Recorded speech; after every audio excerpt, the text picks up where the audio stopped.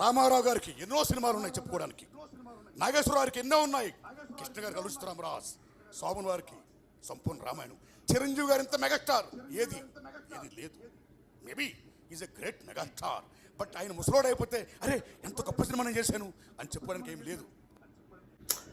ఇది బుద్ధి మారదు కొంతమందికి సినిమా ఇండస్ట్రీలో. చిరంజీవి గురించి మాట్లాడనేది ఒక గ్యాంగ్ లీడర్, ఎమ్ముడికి మొగుడు, పున్నమి నాగు, ఎన్ని సినిమాలు, కొదమ సింహం, ఎన్ని సినిమాలు తీశాడు చిరంజీవి. అంటే నీకు తెలియకపోతే తెలియదని చెప్పు. కానీ నారాయణ రెడ్డి గారు, మీ మీద మీరు తీసిన బోర్డు సినిమాలు ఎన్నున్నాయో తెలియదు, కానీ మీ మీద గౌరవం ఉంది పెద్దవాళ్ళని, తెలుగు ఇండస్ట్రీలో, తెలుగు ప్రజల్లో, తెలుగు ప్రేక్షకుల్లో. దాన్ని పోగొట్టుకుంటారు ఇట్లా మాట్లాడితే. చిరంజీవి గారి గురించి ఇంత తక్కువ చేసి మాట్లాడితే నీకేం ఒరిగింది నీకు?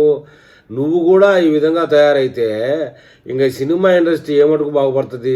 ఆర్ నారాయణమూర్తి అంటే ఏదో పెద్ద పొడుచుకుని, నువ్వు ఉండేదే ఒకే ఒక టైప్ ఆఫ్ సినిమాలు తీసుకుంటే 4 సినిమాలు 3 సినిమాలు హిట్ చేసుకున్నావు. నువ్వు కూడా చిరంజీవి గారి గురించి మాట్లాడితే ఎట్టా? చిరంజీవి మెగాస్టార్ ఎట్టయినా కూడా.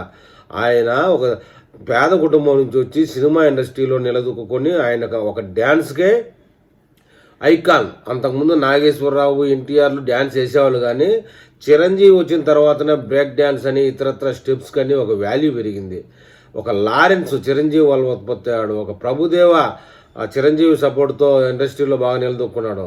నీలాంటి ఇలా మెతక కూతలు కూస్తే నీకున్న విలువ కాస్త జారిపోయి ఇదే పోతావు. అదే ఎట్టంటే మతిని కొద్ది గతి, గతిని కొద్ది మతి అన్నట్టు నిన్ను సినిమా ఇండస్ట్రీ వల్ల ఆ స్టేజీ మీదకి ఎక్కడమే పెద్ద తప్పు.